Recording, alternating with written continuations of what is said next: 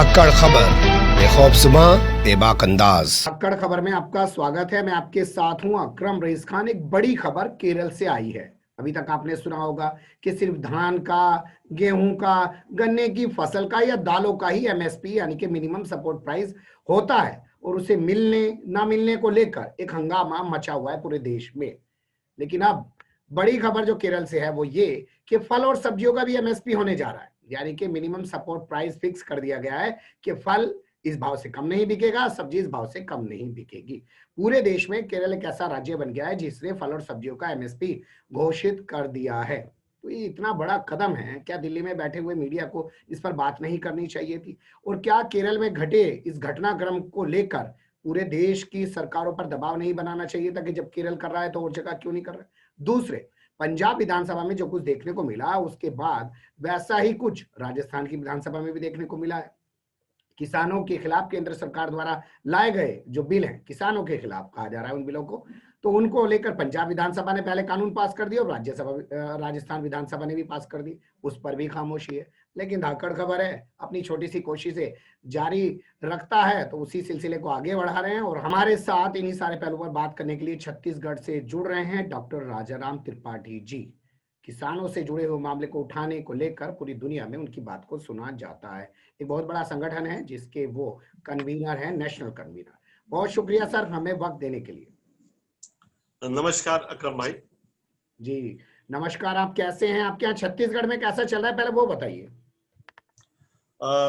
देखिए, छत्तीसगढ़ में भी इस समय राजनीति में किसान मुख्य एजेंडे पे हैं। हाल में ही छत्तीसगढ़ सरकार ने भी पंजाब के तर्ज पे नए कृषि कानून लाए हैं और उसे अध्यादेश को पारित भी किया है जी। तो छत्तीसगढ़ में भी कमोबेश वही चल रहा है जो केरल में, राजस्थान में, पंजाब में चल रहा है। और आज की तारीख पे जब हम बात कर रहे हैं तो दिल्ली में चल रहा है। दिल्ली में रकाबगंज गुरुद्वारे में हमारे साथ समझिए सैकड़ों किसान संगठनों के लोग आए हैं और आगे की रणनीति पर चर्चा कर रहे हैं। दिल्ली में आगे की रणनीति पर चर्चा की जा रही है, पर आपने एक चीज अपडेट की, मुझे जानकारी नहीं थी। मैं भी यही सोच रहा था कि पंजाब के बाद राजस्थान ये कदम उठाए, लेकिन छत्तीसगढ़ ने भी ये कदम उठा दिया है। एक के बाद एक जो ये सरकारें कदम उठा रही हैं, क्या ये वाकई में किसानों के हित में है या सिर्फ ये राजनीति कर रही है? देखिए, केंद्र सरकार जो 3 बिल ले आई जी, वह उसमें भी किसानों की भलाई अगर मुख्य मुद्दा होता तो किसानों से बैठ के चर्चा होती और बिल लाते जी। उसमें भी राजनीति थी और व्यापार था, दोनों था जी। और किसका हित उसमें ज्यादा था ये हम समझ ही रहे हैं। किसान बेवजह तो नहीं चिल्ला रहे हैं जी। कभी आप देखेंगे कि जंगलों में अगर चिड़ियों का शोर आपको सुनाई दे तो समझ लीजिए कि सांप कहीं आसपास है। तो ये किसानों का जो शोर है जो पूरे देश में सुनाई दे रहा है जी। अपने अंडों को, अपनी जमीन को, अपनी पकड़ को, अपनी पहचान को, अस्मिता को बचाने का ये अंतिम कोशिश की जा रही है। इस चिल्लाहट को मीडिया को गंभीरता पूर्वक सुनना चाहिए, लेकिन अफसोस कि ये हो नहीं रहा। मीडिया को गंभीरता पूर्वक सुनना चाहिए, लेकिन अफसोस है कि ये हो नहीं पा रहा है। लेकिन आपने कहा आखिरी लड़ाई, इसे आप आखिरी लड़ाई कैसे कह रहे हैं सर? आखिरी लड़ाई इस शर्त में कह रहा हूं कि अगर ये कानून पारित हो गए और अमल में लाए गए तो वास्तव में खेती की दशा बदलेगी या नहीं बदलेगी मुझे उसको दावे से नहीं कह पाऊंगा, लेकिन किसानों की दशा पे बहुत बड़ा परिवर्तन आएगा। और यदि अभी किसान एकजुट नहीं हुए तो आगे लड़ भी नहीं पाएंगे, उस काबिल भी नहीं बचेंगे कि लड़े। आपको लगता है किसान इस बात को समझ रहे हैं? मुझे तो लगता है किसान ही नहीं समझ रहे हैं, देश तो क्या समझेगा? नहीं, किसान समझ रहे हैं और यही कारण है कि पूरे देश में अलग अलग जगह पे किसान अपनी नाराजगी को अलग अलग तरीके से जाहिर कर रहे हैं। अभी पंजाब से खबरें आई होंगी कि आपने देखा होगा कि पहली बार इतिहास में प्रधानमंत्री जो कि पूरे देश के अगुवा होते हैं, परिवार के, पूरे देश के परिवार के मुखिया होते हैं, उनकी रावण की जगह उनको जलाया गया। किसानों ने उनकी फोटो को जलाया। तो हालांकि मैं इस तरह की राजनीति के सख्त खिलाफ हूँ कि किसी का भी पुतला नहीं जलना चाहिए रावण को छोड़ के। तो लेकिन ये नाराज हैं लोग और जाहिर कर रहे हैं और पूरे देश के लोग आंदोलित हैं। अब मीडिया न दिखाए, मीडिया के को अपने टीआरपी की चिंता होती है और उस टीआरपी के खेल में किसान कहीं आते नहीं है गिनती में, तो ये अलग बात है जी। या किसान भी जो हैं वो भी हिंदू मुस्लिम देखना चाहते हैं, इसलिए उनको सिर्फ वही चैप्टर, वही मैटर दिखाए जाते हैं, वो अपनी मुद्दे देखना ही नहीं चाहते, वरना किसान तो करोड़ों की तादाद में देश में है, अगर वो चाहेगा तो मीडिया तो मजबूर हो जाएगा। देखिए ऐसा है कि सरकारें चश्मा बांटती है और जो दिखाना चाहती है वैसा चश्मा बांटती है। हिंदू मुसलमान का चश्मा कुछ दिनों से आप देख रहे हैं बड़े पैमाने पे बांटा जा रहा है, ठीक है। और ये मीडिया भी जो है कमोबेश ये चश्मा वितरण केंद्र बनकर रह गए ये तो हम भूमिकाओं को हम देख रहे हैं। और किसान, चूंकि किसानों ने आज तक एकत्र होके एक होके लड़ने की जरूरत महसूस नहीं की। वक्ती तौर पे अगर देखें तो भूमि अधिग्रहण कानून के विरोध में पूरा देश उठ खड़ा हुआ था, और अगर इस अभी दिल्ली पे बैठे हुक्मरानों को नहीं लग रहा है कि पूरा देश इनके खिलाफ है तो बहुत बड़े मुगालते में, और ये अगले चुनाव में किसानों की नाराजगी हर हाल में वोट में परिवर्तित होगी। बशर्ते कि जो हम अफवाहें सुनते हैं, भगवान न करे वो सच हो कि ईवीएम वगैरह मैनेज होते हो, मुझे नहीं मालूम क्या होता है, लेकिन यदि कहीं ऐसा होता है तो तब तो हम नहीं कह सकते, तब तो भगवान ही मालिक है इस लोकतंत्र का। लेकिन यदि ऐसा नहीं है तो निश्चित रूप से मानिए कि हम ज्यादा दूर की बात नहीं है, करीबन केवल 2-3 दर्जन महीनों के बाद हम चर्चा कर रहे होंगे कि किसानों ने किस तरह से उखाड़ फेंका एक मुगालते में चल रही सरकार। ये भी एक बड़ा इतिहास दर्ज किया जाएगा कि किसानों की नाराजगी सरकार को भारी पड़ी, और आने वाली राजनीति की दशा और दिशा भी किसान तय कर देंगे अगर ऐसा मुमकिन हो पाया तो। मैं केरल लेके चलना चाहता हूं आपको। अभी तक हम लोग सुनते थे धान का, गेहूं का, दाल का, गन्ने का, इन्हीं का एमएसपी है, लेकिन अब आगे बढ़ते हुए केरल सरकार ने फल और सब्जी का भी एमएसपी लागू कर दिया है। देखिए कि मेरा मानना है कि जितना जरूरी अनाज है, साग सब्जियां भी उतनी जरूरी है जी। प्याज और आलू को लेके जो त्राही मची हुई हम देख रहे हैं जी। प्याज की कीमत के चलते अटल जी की सरकार गई, हम ये भी जानते हैं जी। बावजूद इसके ये पेरिशेबल आइटम्स हैं, बहुत ही जल्दी खराब होने वाली चीजें हैं, इन पर कभी भी न्यूनतम समर्थन मूल्य नहीं लाया गया। केरल सरकार ने पहली बार आलू का कीमत अभी 20 रुपए रखा है उन्होंने, केले का 30 रुपए और लहसुन 139 रुपए, यानी वास्तव में एक युक्त कीमत रखने की कोशिश की है, और ये इसे बहुत बड़ी पहल के रूप में देखा जाना चाहिए। केवल इतना ही नहीं, अगर किसी किसान की सब्जी नहीं बिकती है तो उसके उन्होंने सॉल्यूशन हल ये भी ढूंढने की कोशिश की कि उसे सरकार खरीद के प्रसंस्कृत करेगी, प्रोसेस करेगी, उसे संरक्षित करेगी, सुखाएगी, चिप्स बनाएगी, और इस तरह से लोगों को रोजगार भी देगी। तो ये पहल जो है, मैं कई वर्षों से कहते आ रहा हूं कि जब तक प्रसंस्करण, भंडारण, ये सारी चेन न हो तो इस तरह से कानून ला के आप आमूलचूल क्या परिवर्तन कर पाएंगे। जो कानून आप ला रहे हैं इसमें कहाँ है न्यूनतम समर्थन मूल्य का, कहीं आप जिक्र ही नहीं कर रहे हैं, प्रसंस्करण की कोई बात नहीं हो रही। तो केरल ने जो किया है वो एक नजीर पेश किया है।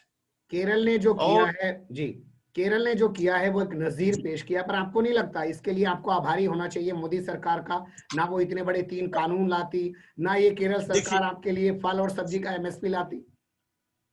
आज देखिए, जब पंजाब, आपको ख्याल होगा कि अकाली दल के एक जो मंत्री थी उन्होंने इस्तीफा दिया जी, और अलग हटे, हालांकि उसमें राजनीति थी जी, और राजनीति तो निश्चित रूप से रहेगी ही जहां सत्ता के लिए ही सारे सर्कस चल रहे हो, तो स्वाभाविक था। लेकिन मैं उसके लिए उसी समय मैंने कहा कि हम इसके लिए मोदी सरकार को धन्यवाद देते हैं कि अकाल जो 4 साल में, पिछले 5 साल 6 साल में समझ में नहीं आया अकाली दल को, अचानक समझ में आ गया जी। और किसान जो लामबंद हुए जी पूरे देश जी, और मैंने कहा कि मोदी सरकार ने सोते हुए किसानों को, शेर को इंजेक्शन लगा के जगाया है। इंजेक्शन से जगाया है जी जी।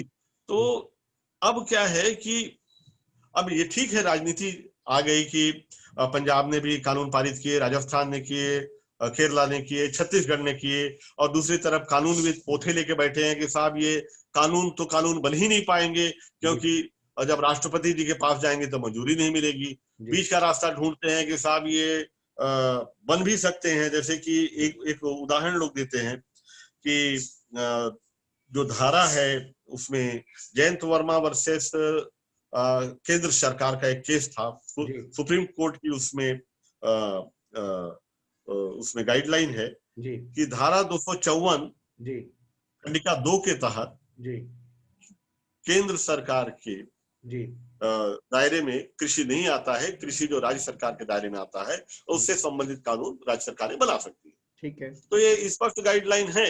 लेकिन हमारे कानून में आप जानते ही हैं कि इतने छिद्र होते हैं कि अगर कुशल व्यक्ति, कुशल वकील होता है तो उन छेद से ऊंट नहीं हाथी भी निकाल ले जाता है, व्हेल मछली भी निकल जाती है। और यदि कोई गरीब आदमी है तो समझ लीजिए कि वो सिर अगर निकल जाता है तो उसकी पूंछ अटक जाती है और 7 जन्मों तक, 2-3 पीढ़ियों तक केस करके भी वो पूंछ नहीं निकल पाती। तो ये कानून कितना वास्तव में किसानों को फायदा दे पाएंगे, ये एक बड़ा मुद्दा है।